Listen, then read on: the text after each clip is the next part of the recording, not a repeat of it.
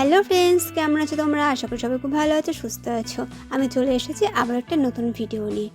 সকালবেলা ঘুম থেকে ওঠার পর থেকে সংসারে হাজারো একটা কাজ থাকে। প্রত্যেকটা মেয়ের সংসারের কাজ যেন শেষই হয় না। আর এটা কিন্তু এক প্রকার চাকরিই বলা যায়। সকাল থেকে সন্ধ্যা পর্যন্ত শুধু খেটেই চলো, কিন্তু এই চাকরিতে মাইনে পাবে না। প্রতিদিনের মতো সংসারের সমস্ত কাজবাজ সেরে শ্বশুরমশাইয়ের জন্য চা করে দিলাম, আর আমরা সবাই মিলে চা খেয়ে নিলাম। সকালবেলা হলে একটু চা না খেলে না মনটা কেমন কেমন যেন একটা করে। তাই চা খাওয়ার পরে প্রতিদিনের মতো আজকেও কিন্তু টিফিনটা বানিয়ে ফেলাম। আর আজকের টিফিনে কিন্তু সুজির হালুয়া রয়েছে, আর এটা কিন্তু ঝাল সুজির হালুয়া।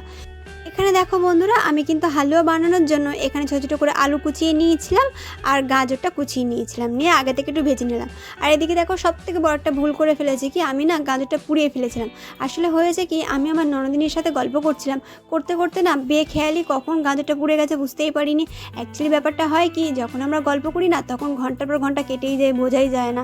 তো কিছু না কিছু গণ্ডগোল তো অবশ্যই হতেই থাকে কোনো না কোনো কাজে, হয় কাজের লেট হয়, নাহলে রান্না করতে গেলে কিছু না কিছু সমস্যা হয়ে যায়।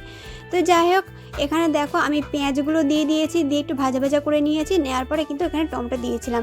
আর পেঁয়াজ দেওয়ার পরে একটু লবণ তো আমি অবশ্যই দিলে কী হয়, একটু সিদ্ধ সিদ্ধ হয়ে যায় কিন্তু।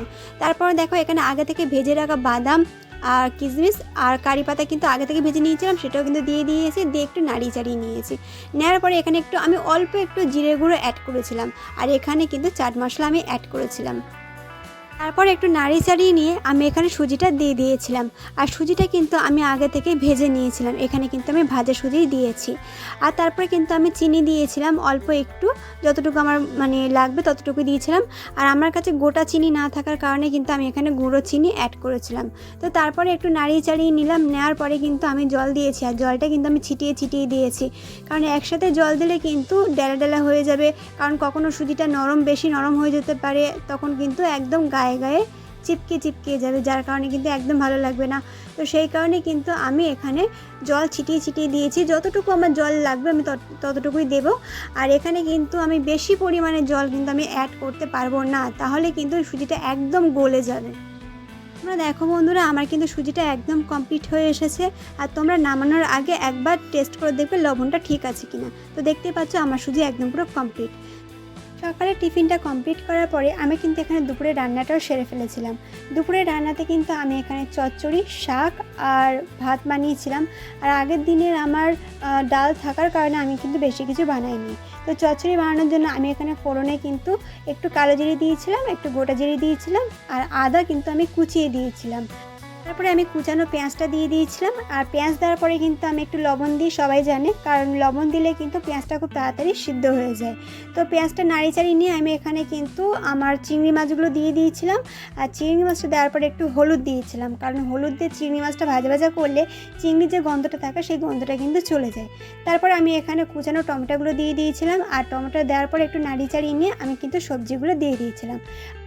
আর সবজিতে আমি নিয়েছিলাম এখানে পুঁই শাক, কুমড়ো, কাঁঠালের দানা, আলু আর বেগুন। এই সব উপকরণগুলো কিন্তু দেওয়ার পরে একটু ভালো করে নাড়িয়ে চাড়িয়ে নিলাম। নেওয়ার পরে আমি কিন্তু পরিমাণ মতো লবণ দিয়েছিলাম, আর এখানে 1 চামচ হলুদ দিয়েছিলাম, আর 1 চামচ মতো আমি চিনির গুঁড়ো দিয়েছিলাম। তারপরে আমি ভালো করে একটু নাড়িয়ে চাড়িয়ে নিয়ে আমি কিন্তু এটা চাপা দিয়ে দিয়ে সবজিটা আমি সিদ্ধ করেছিলাম। এখানে কিন্তু আমি কোনো জল অ্যাড করব না আগে থেকে, কারণ কুমড়োতে অলরেডি জল বের হয়। তাই বেশি জল অ্যাড করলে কিন্তু এটা খেতে খুব একটা ভালো লাগবে না, তরকারিটা ফ্যানসা ফ্যানসা হয়ে যাবে। তাই এখানে কিন্তু সিদ্ধ হওয়ার জন্য ডাঁটাগুলো অল্প করে আমি জল অ্যাড করেছি।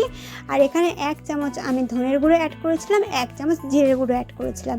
তারপরে এটা ভালো করে নাড়িয়ে চাড়িয়ে নিয়ে আমি কিন্তু সব সবজিটা আমি কিন্তু চাপা দিয়ে দিয়ে আমি সিদ্ধ করেছিলাম। তো তোমরা দেখতেই পাচ্ছ আমার কিন্তু সবজিটা চচ্চড়িটা তৈরি করে একদম কমপ্লিট হয়ে গেছে। তো তারপরে কিন্তু আমি এখানে ভাতটাও করে নিয়েছিলাম, দেখতেই পাচ্ছ ভাতটা আমার একদম হয়ে এসেছে। তো ভাতটা করার পরে আমি কিন্তু শাকটাও করে ফেলেছিলাম। আর শাকে কিন্তু আমি রসুনের ফোড়ন দিয়েছিলাম, লঙ্কার ফোড়ন দিয়েছিলাম, আর অল্প একটু কালো জিরে দিয়েছিলাম। পরিমাণ মতো লবণ দিয়ে আমি কিন্তু পুরো শাকটা ঢাকা দিয়ে দিয়ে ভেজেছিলাম। আর দেখতেই পাচ্ছ কলমি শাকে কতটা জল বেরিয়েছে, পুরো জলটা শুকিয়ে গেলে কিন্তু কলমি শাক একদম পুরো তৈরি হয়ে যাবে। তো চলো বন্ধুরা, আজকের ভিডিওটা ছিল এই পর্যন্তই, দেখা হবে পরের ভিডিও। সবাই ভালো থেকো, সুস্থ থেকো, টাটা।